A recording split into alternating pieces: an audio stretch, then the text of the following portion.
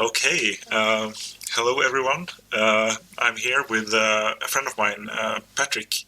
Yeah, hi Patrik. Hello, Fredrik. So me and Patrik used to make games together a couple of years ago in a company called Keldin, and we made a game called Dead Meets Lead. But I figured that it would be nice to bring Patrik along and give him a demo of the game. You've seen it before, right? Yeah.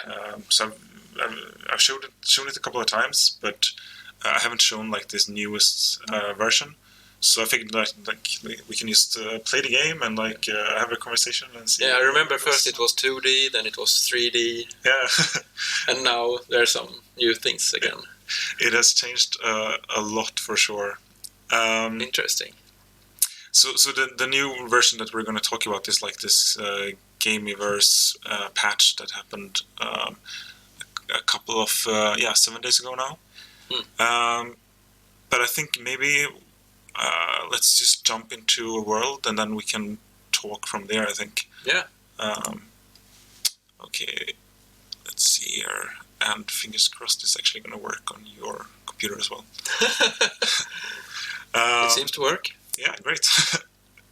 Okay, so let's see here. So Patrik, like I said, you haven't seen this new version. And this new version, it works like this, that you come into a world and it's actually completely empty now instead. So you don't. And there's no buttons. Yeah, so you don't have like a world that is made for you. Like you have to build your own world is the new concept. Okay. So you start like this with it's empty like this, and then you decide the size of the brains. And we can go back into brains and stuff later, but then you decide the size of the world. Why did you pick small brains?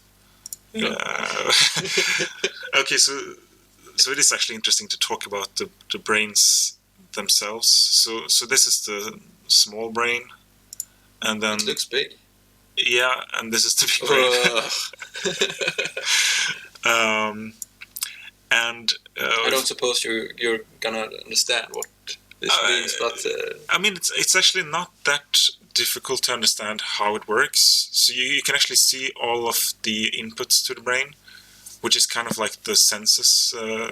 It's like our eyes and our sense of touch and our sense of hunger and all of our senses like this. So it's their way of interacting with the world. Without these inputs, they wouldn't be able to know anything about what is happening around them. Yeah, kind of. There is actually like one weird thing that I've realized, which I don't know if we should get into it, but okay, so there is actually a way for Pixlings to interact with their world in an interesting way, even without having inputs, which is that they can actually evolve neural networks that in some way behave interesting in the world, but everything is like a predetermined behavior. So I've seen this sometimes when I've messed up the code for their senses, that they end up doing interesting things, and then I look at the network and I realize, oh wait, they actually don't know anything about the world. But because they are co-evolving, then, for instance, one of them might evolve to 50% of the time, just attack out into empty space, and then some other one might evolve some response to that. And they might do that without any senses at all. So I realized that actually the senses are, even the senses are not 100% necessary for evolution. You could actually have completely blind creatures that just float around in space and do things, but which is kind of a weird thing. But it is more interesting when they actually react to their environment, right? And they see something and then they do something. But yeah, in my head, it's a little bit more boring if they can't react to things. Yeah. But they can have interesting behaviors, at least. But anyway, yeah. So okay, so they have whiskers, they have nose. Yeah. They can have look at. Mm-hmm. So when they look at something, do they know what they look at, or how? I mean, how do a pixeling look at something? Yeah. So okay, Maybe we'll see that soon. Yeah, let's to do that. Then we actually have to jump into the game. Yeah. So I'm gonna speed through this a little bit so we can answer this question then. But essentially, what you do now is that you come to this menu where you configure your world. So you might create. I think I showed this in another video that you start with like rock, and you can add some water if you would like, and this is kind of new that you completely decide what you want in your world, and there are two new like types of environments here, which is minerals and grass. And I know I showed you all this crazy stuff with like the energy and all this stuff where I remember that. Yeah, and it was a lot of pretty complicated stuff, but essentially there was like this energy system where like energy was coming from the sun, and the Pixlings could absorb this energy through photosynthesis that I can never pronounce, and then they could be eaten by the Pixlings, right? And so I removed all of that, and now the only thing they have in the world is this thing called minerals, and they need one mineral to reproduce, basically. Okay, but did I get that right? You say it's their only way of receiving energy. So there is actually no concept of energy. But so I can actually show you. Okay, let's do this. I'm gonna try to make like little clumps of minerals, and then and the next thing you do is that you configure your Pixlings. So you can add all these things. You can see on the right here like what they will look like if they have all of these features. You can have claws and but to make like a very simple world, so we start with just minerals now and some rock to stand on, and then I'm gonna add reproduction, and I'm gonna make it so that they need one mineral per creature, and then we can actually start from here. So let's go to like where there's a patch. So all of the circles are minerals? Yeah, exactly. Different types of minerals, or just different amounts, or what does the color mean? Yeah, exactly. So the let's turn on the light. So the brighter ones are more minerals. So I think in this case there are like 50 minerals right where he's standing. So there's a lot of minerals here. Yeah. And the like I said before, like the only rule I added now was like the reproduction rule. And the way it works is that he will absorb minerals from the ground. So you can see that his mineral counter is going up. Yeah. And then he can use that to reproduce. And it seems like he reproduced. Yeah, not reproduced. Here's again. another one. Yeah. But there is no to answer your question if they use minerals to create energy or anything like this.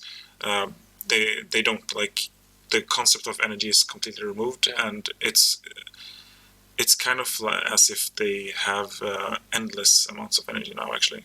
Okay, so there's no photosynthesis anymore. No. So the sun doesn't really. Right now it actually doesn't do anything really. Yeah. No. Okay. Yeah, then it's really quite different. Yeah.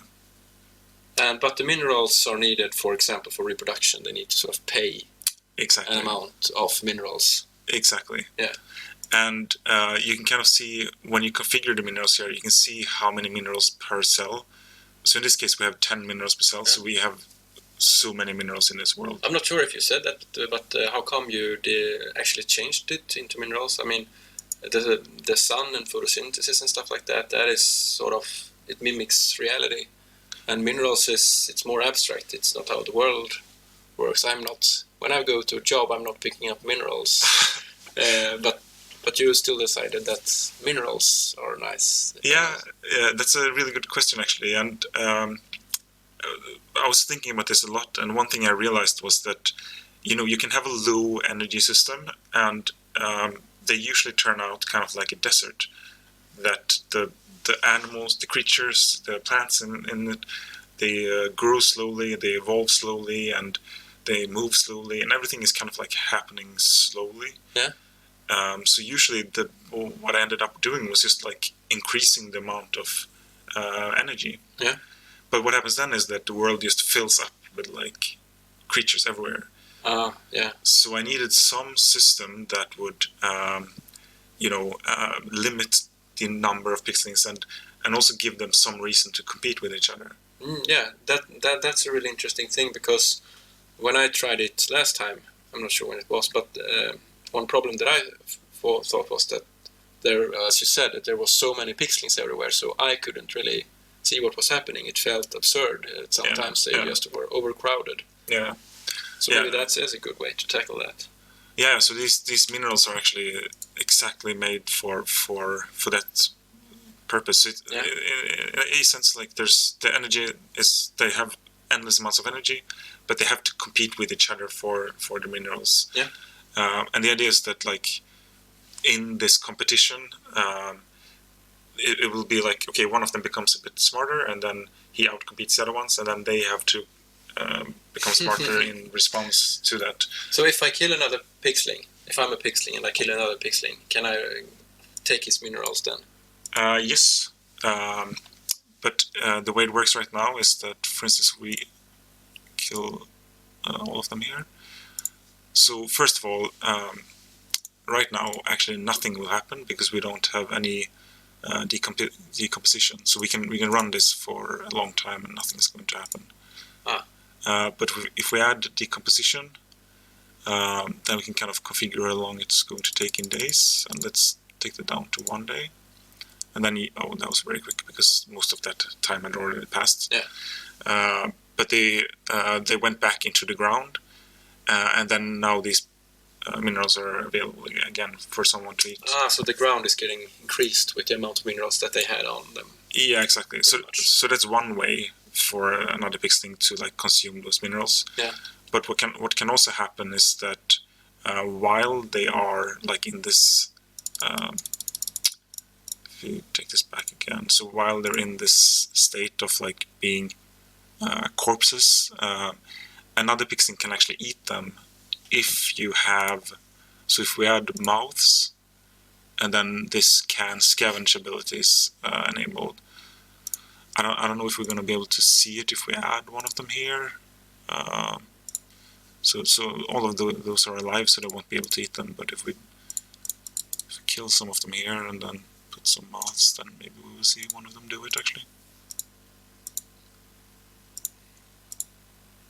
So they can, and when they eat a corpse, yeah. do they instantly gain all the minerals then? Yeah, right now it's like that. So this guy, it's a little bit hard to see, but I think this guy ate that guy there. Yeah. Oh, there again. Is that a tongue? Yeah, it's a tongue. Yeah, frog-like. Yeah.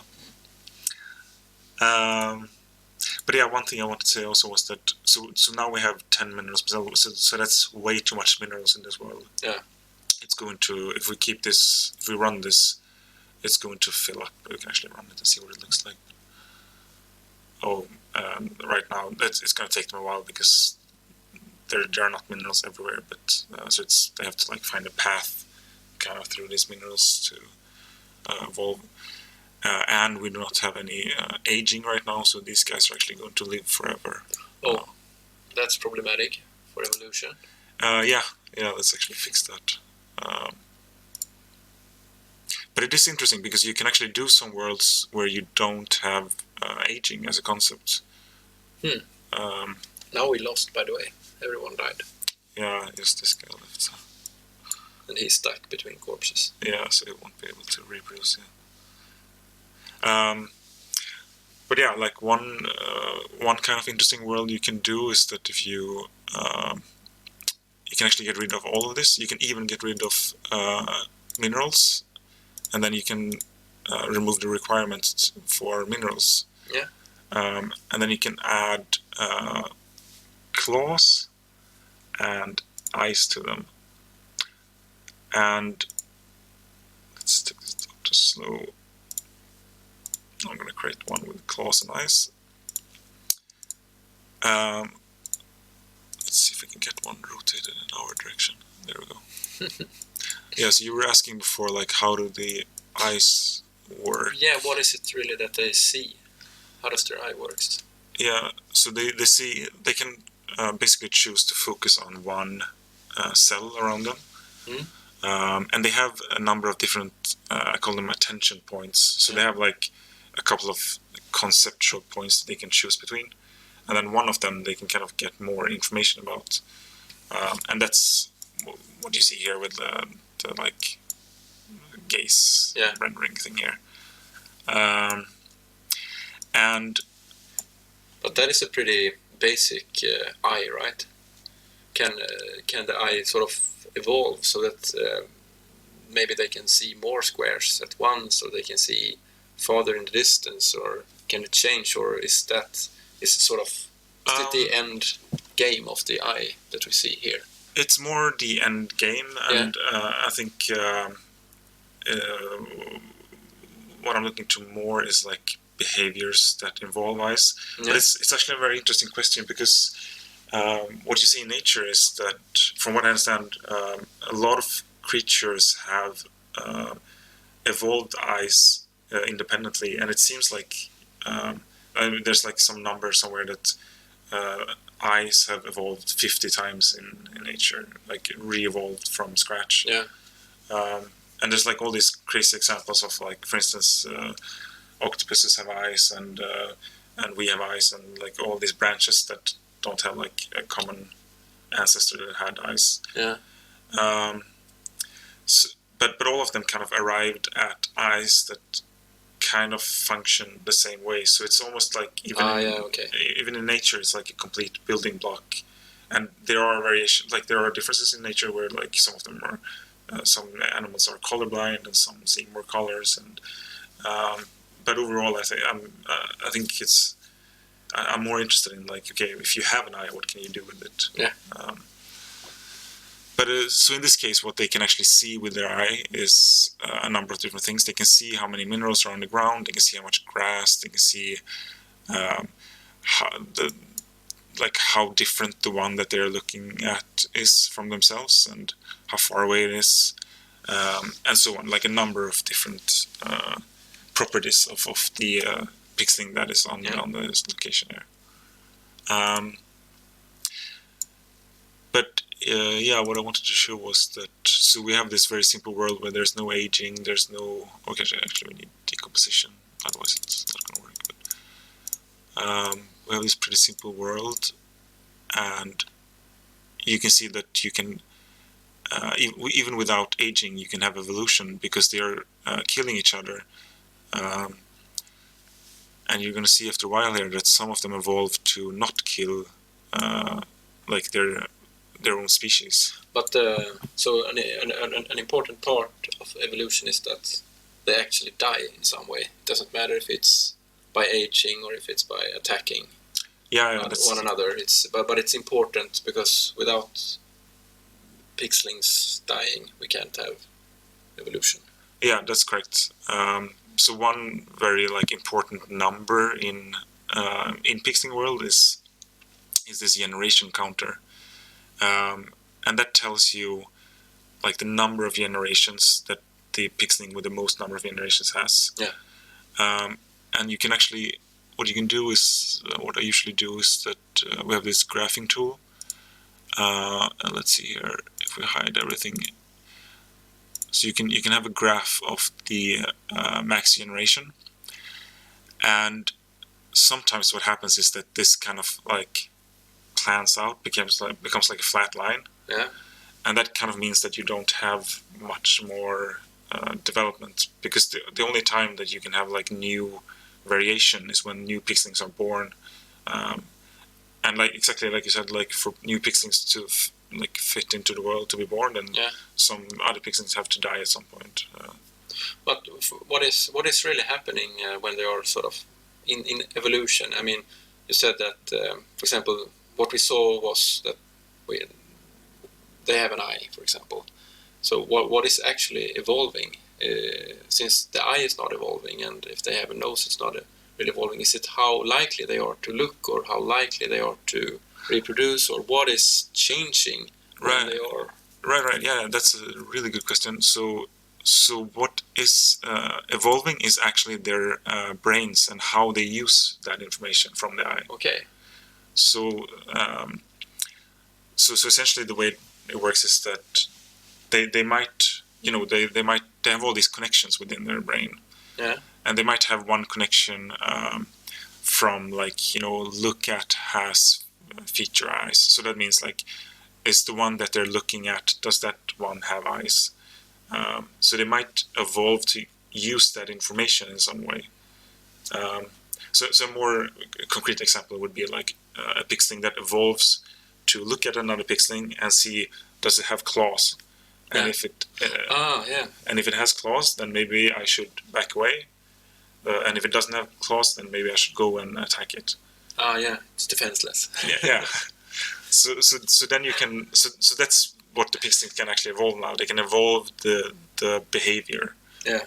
And that's pretty much the only thing that they can evolve. They can also evolve, like, exactly which properties they have out of the ones that you configured for the world. So in this case, like, we can give them claws or remove claws. So if just by enabling claws doesn't mean that everyone has claws, or enabling eyes. So some has it, some doesn't have it, and some use the information in some way, and some use the information they get in another way, and that creates different behaviors. Exactly. Yeah. And you can have then very different species within the same world that have different features. Yeah. And you can also, there's one configuration that I added that is that makes it a bit more interesting as well, which is the one mineral per feature.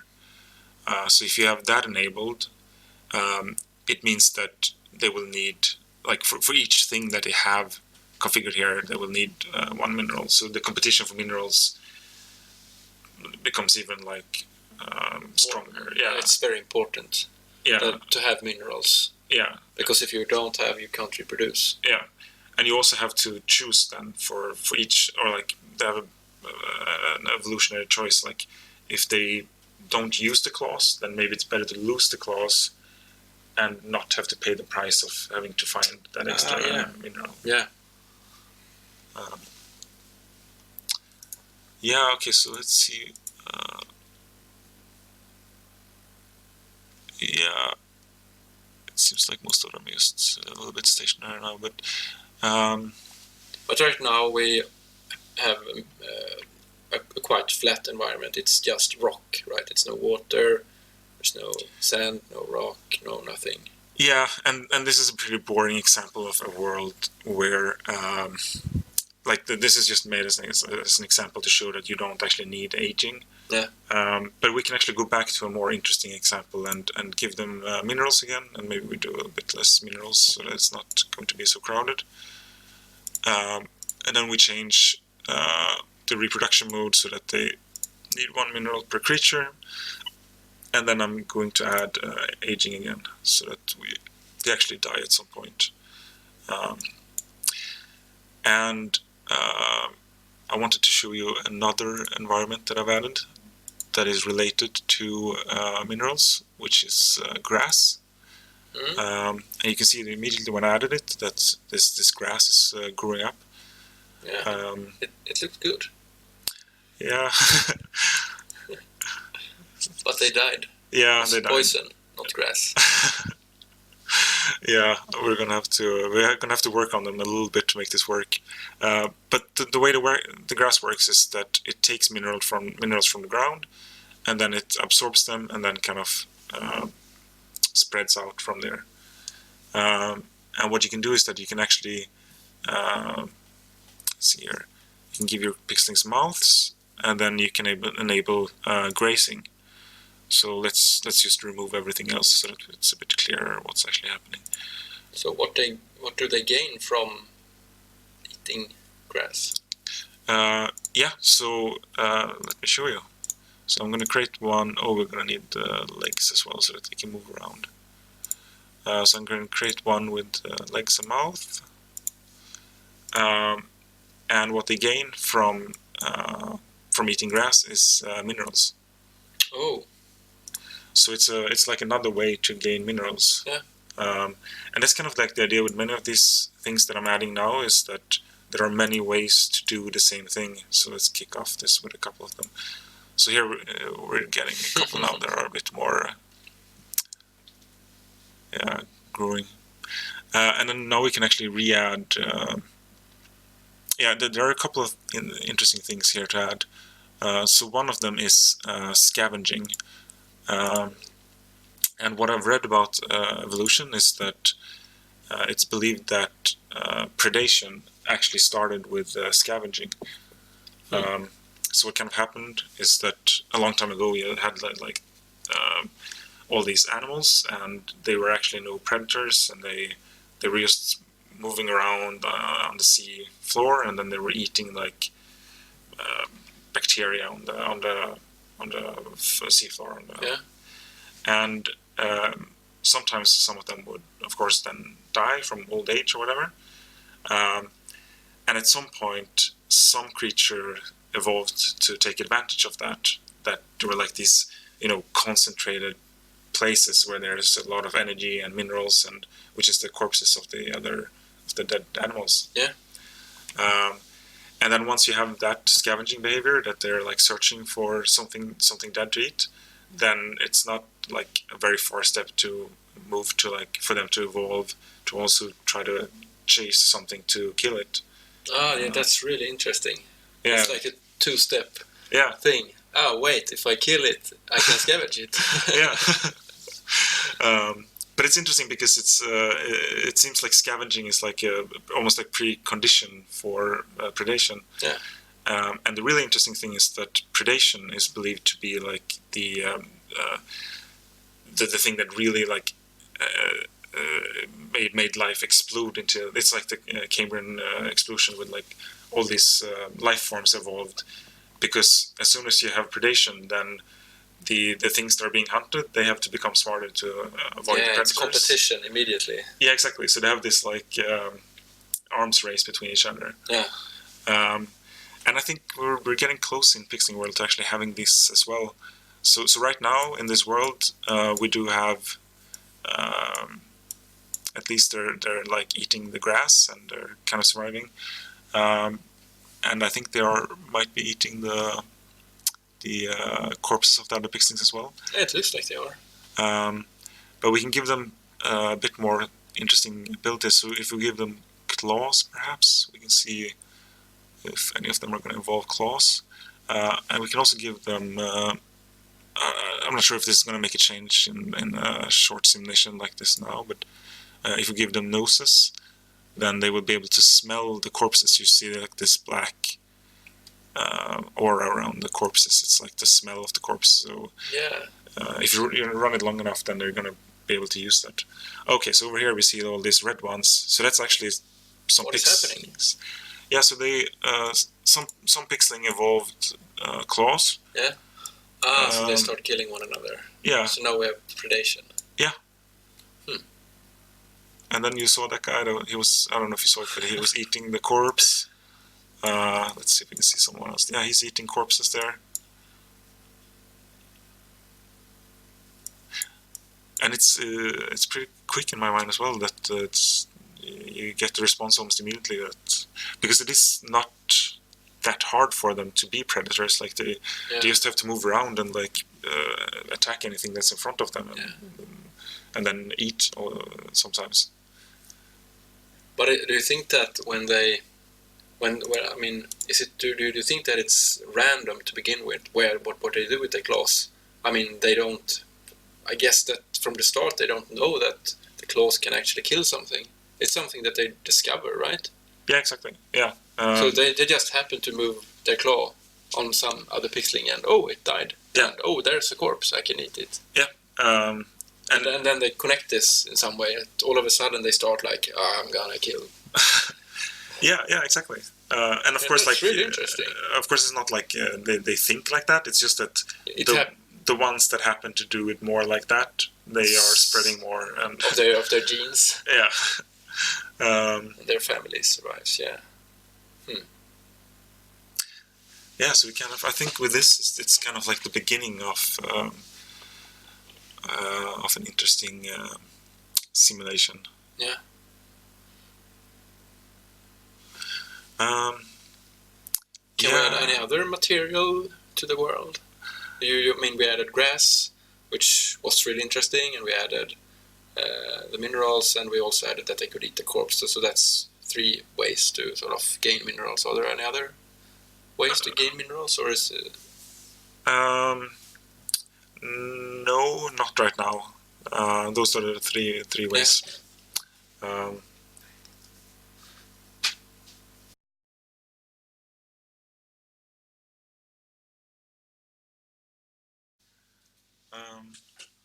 Okay, so we are back. What happened while we were talking to my kid? Let's see. Yeah, where were we? There's just a lot of fighting. Yeah. It's like in the real world. Yeah. What were we talking about? Oh yeah, I asked if there were any other ways to gain minerals, and you said that no, it's right now it's by eating grass, eating corpses, or gathering minerals from the ground. Yeah, that's correct. Yeah. And there are a couple of other like things that we can add to the world. So we can add the ice that we didn't use before, and then we can add. There are these pheromones, which is kind of like I don't know if we're going to see it now, but it's kind of like a chemical trail on the ground that they can emit, and then other pixels can perceive it. I know you said that. I mean, you are more interested in the behaviors and how they develop. So, for example, an eye is just the eye, and I guess it's the same for all of these things: mouths, noses, and pheromones. They're pretty static. Yeah. But do you think that it would be interesting in the future to make it possible for the mouths or noses to sort of evolve as well? Maybe that could change behaviors if they can. One guy can see very far, then he can plan ahead in another way than Pixling that can see very short. Yeah, I think. For example, and maybe. Yeah, so that's kind of, in a sense, that's how it worked before, and I think, at least for like the next couple of months, I think what will be more interesting right now is to explore just adding more things that they can do in the first place. Yeah. Because I really think that the combinations of things are the most interesting thing. Yeah. You know, like a Pixling with only noses and claws that is somehow surviving. Like, why does that happen? Or and of course, you know, it's still a little bit limited, like the things that you can do and what can happen in the game. Yeah. But I think if there are more and more like environments and more ways for them to accomplish the same goals, then you can really have like, you know, a lot of like a combinatorial explosion of things that it can actually happen. Yeah. And then I think as soon as that happens, it might also be a bit more less interesting, like to have each variable become like a float variable that can stretch in different ways. Like then booleans are still kind of sufficient. Yeah. But we'll see. Like maybe there are going to be things that are interesting to evolve like that as well. There's a lot of color on the ground now.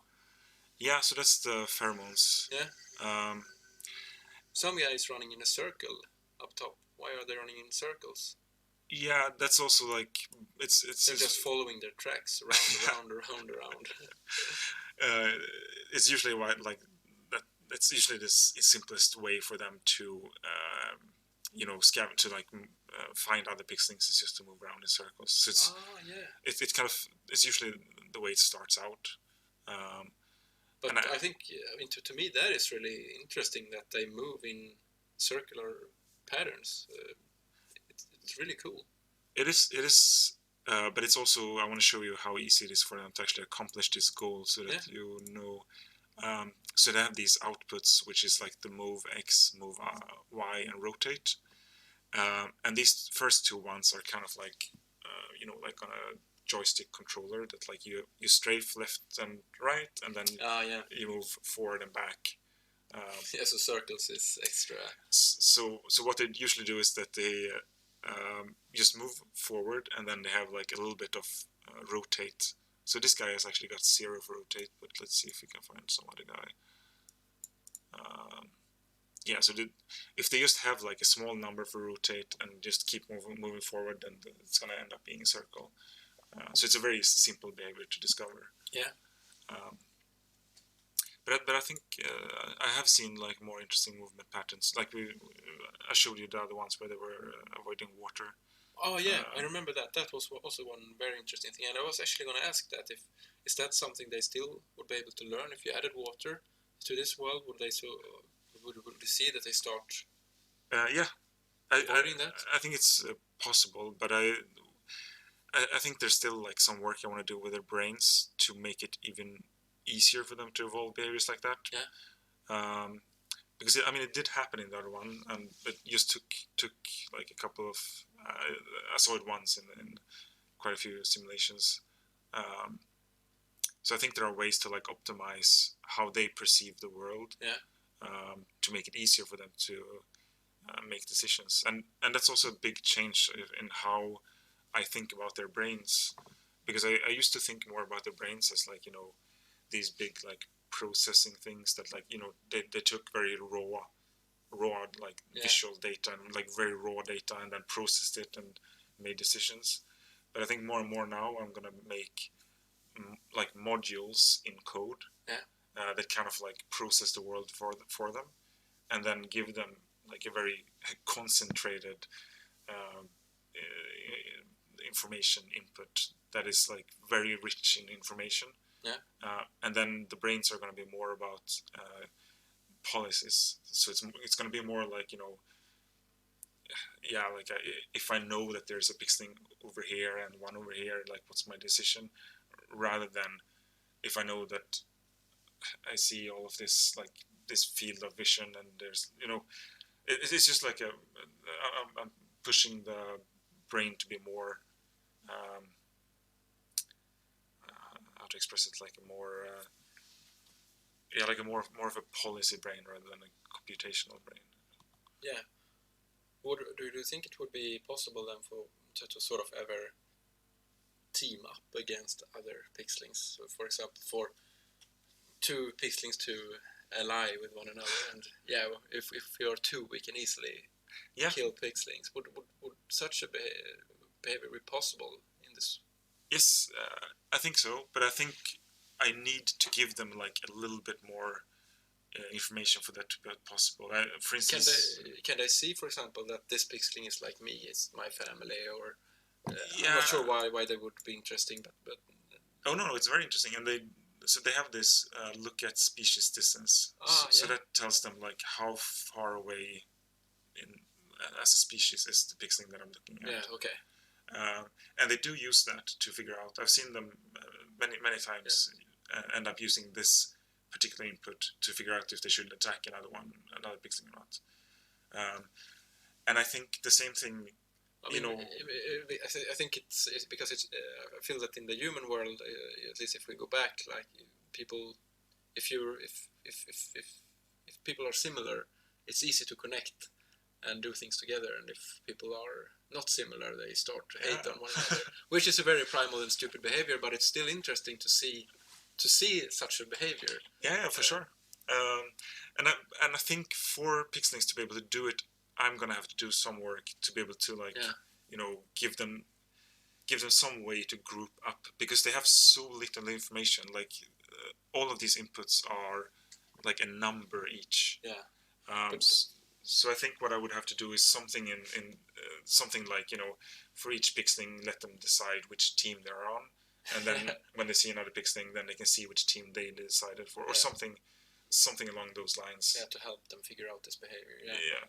And because I was thinking that I saw this group of pixeling that collaborating, and what would also be very interesting to see is if one pixeling maybe sort of starts to ordering the others around, like you do that, you do that, you do that. I see this leader pixeling. Yeah, deciding. Those behaviors would be so interesting to see. Yeah, and I think it's actually not unreasonable, because like with an animal brain, they are obviously much larger than these networks, but I think they are in part much larger because they have to process all of the input. Yeah. And since I'm going to do a lot of the processing, and I am doing a lot of processing in code already for them, then maybe it's possible that, like, probably not the small version of the network, and maybe not even the large one, but like with some configuration of networks that still can run on a normal computer, that you can have behaviors that are animal-like. Yeah. I think that's definitely possible. One interesting thing as well about these brains is that so you see all of these like circles here. So each of them are actually like a memory slot. So they do have some capacity for memory as well. So that there's a lot of potential for them to actually remember, process information and then update their internal state in some way about it from it. I'm not sure I understood that. So, can you take an example from the world? How it relates to a memory? How do you mean memory? Yeah, so you might need to know a little bit more about how these boxes actually work, but you see that there are all these arrows between them.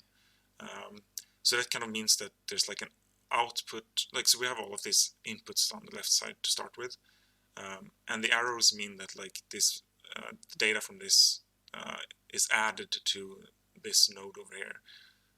And you might have multiple inputs to one node, and all of them are added together. And then another node might be connected to this one, and the same thing happens there, that all of the inputs are added together. And the way the memory works is that you might actually look at a node that is, into the future almost, which is things that were calculated in the previous step. Okay. And then that data can be used again, like in the next step. So yeah, that's kind of like how the memory is working for them right now. And the idea is that this memory can sort of give rise to more interesting behaviors in the end. Yeah, exactly. That's the sort of the goal of this. Yeah, that they might that they might use their memory for all kinds of interesting behaviors. Let's see what else. I think that's the big things that have changed. We'll also have this like species plot that kind of shows like the different species of the creatures, and you can actually, when you click them, then you get like this little dot. It might be hard to see on YouTube, but there's like a dot up here that shows you how this guy fits into the evolution. This is kind of like an evolution tree, and if you click this guy, he's over here, so you can kind of like see how life has evolved in this world. And it seems like in this one, it's mostly 2 big branches of life that have started. And if we keep running it for a while, it's going to become more and more interesting.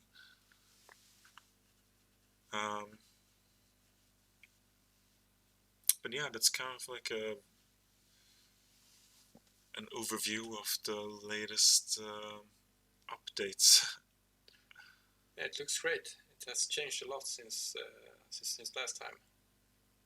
I saw it, at least. Yeah, for sure. I think. Do you have anything else we should talk about? No, I'm not sure. I'm just looking at the world and thinking about the behaviors, and I really want to see more. I'm longing for those, I guess, human-like behaviors or animal-like behaviors, like, for example, grouping up against teaming up, or family stuff, to just see how they would react. And right now it's, and I'm also thinking that it's a lot of pixlings, so it's a little bit hard to see what they're doing. I'm not sure if that would help to make the world larger, but I guess it would be difficult to see. Yeah, it's always like it's a tricky balance, because I know what you mean. Like over here, it's like one of those photos of like crazy rave party. Yeah, it's like it's like there's no way to process this information. It's started like in these areas. It's a little bit better. You can get a little bit of an overview. Yeah, well, what was really interesting, because in the beginning, when there was fewer pixlings, and you, I could really see that they started scavenging, for example. I could see that they started moving to the corpse, eating. It was very easy to see that, okay, now they gained this behavior. Yeah. And that is amazing, I think. So pleasing to see when they have these types of behavior that I can see. Yeah. But in this group down south on the map here, it's very hard for me to sort of distinguish, okay, what are they doing? Yeah. I see that they do something, which is probably intelligent, but I'm not sure. Yeah, it's almost like there's like this behavior of fish, that they go into schools of fish. Yeah. To avoid predators, because the predators get confused because it's so many. Yeah. And it's like this for us, that we're like looking at the pixlings, and like while you're looking at one of them, then another one does something, and you're looking at that one, and then you jump around, and you don't get any information from this at all.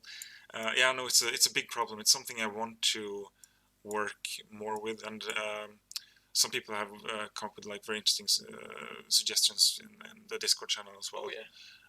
So, for instance, one suggestion is to be able to follow specific species, or perhaps get like better be able to follow a specific pixeling, and like really dig into like what is this particular guy doing. Yeah.